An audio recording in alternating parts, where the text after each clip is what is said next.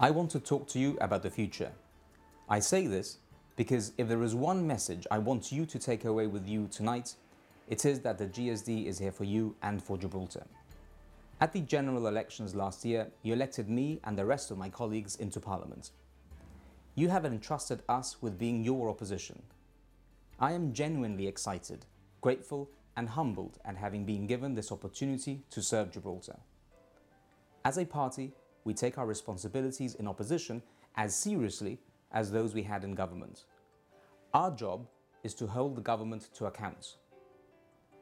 The GSD is motivated by a desire to contribute and improve Gibraltar's political life, building on the strong foundations for a prosperous and proud Gibraltar, which we started whilst in government. I can assure you that the GSD MPs are working hard on all these fronts. I am deeply concerned about the way that we are being governed. There is something fundamentally wrong with the alliance, something wrong at its core. What is their plan? Where do they want to take us? In what direction are they leading us? Do they have a vision for Gibraltar?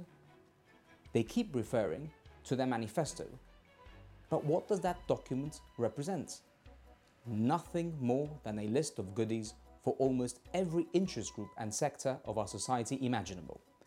Whether you were on the unemployment list, whether you were on the housing waiting list, or had an interest in fishing, there was something there for you. But what vision about how to take Gibraltar forward is there? My view is that the purpose was simply to ensure that they held the keys to number 6, power for power's sake. What has happened to their claims that public debt was too high and that government finances were not healthy? That was a lie. They knew that Gibraltar did not have a debt problem. They knew that they could write a long list of electoral promises precisely because the GSD had banked the cash which they are now spending. How else could they have paid millions to house Gibraltar's new savings bank, £101,000 and rising to Al Gore for an environmental conference, the Jessie J concert, the Commonwealth Park, and now the temporary power station? How else can they announce to the world that we are the world's 5th most prosperous nation? The investors which Mr. Picardo announced before the elections were going to come flying in on the 9th of December have not yet arrived. So this money can only be the money which he said was not there to spend in the first place. The hypocrisy is limitless. Add to this the reports of a divided leadership. Divided and weak administrations cause serious difficulties like the fishing crisis with all its potential consequences. They started the problem in the first place by tearing up the fishing agreement in a rash and immature manner, and now they appear to have no endgame. The concern now has to be for the rest of us that whilst they decide how to get out of the hole they have dug for themselves, that Spain takes advantage of our weakness. We have seen them publicly recoiling when they broke their promise to build additional floors in government estates. Where has responsible and steady leadership gone? I ask you this: has the GSLP actually changed its ways from when they were last in office?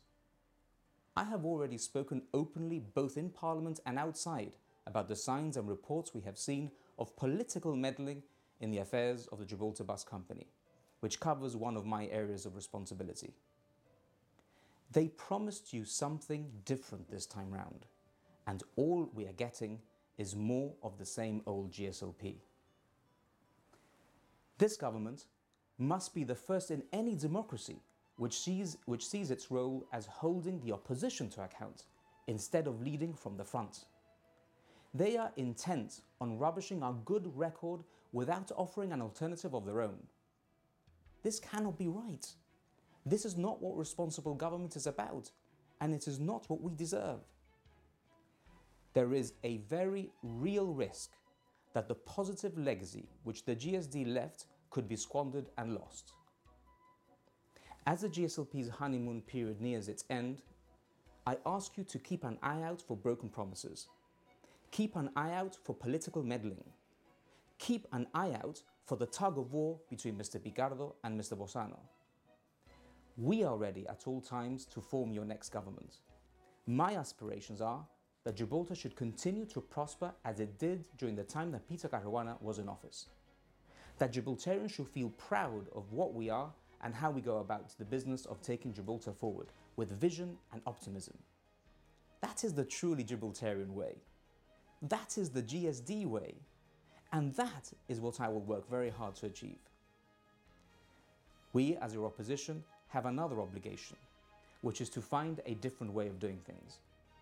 My personal view is that we can debate the really big issues in a respectful way.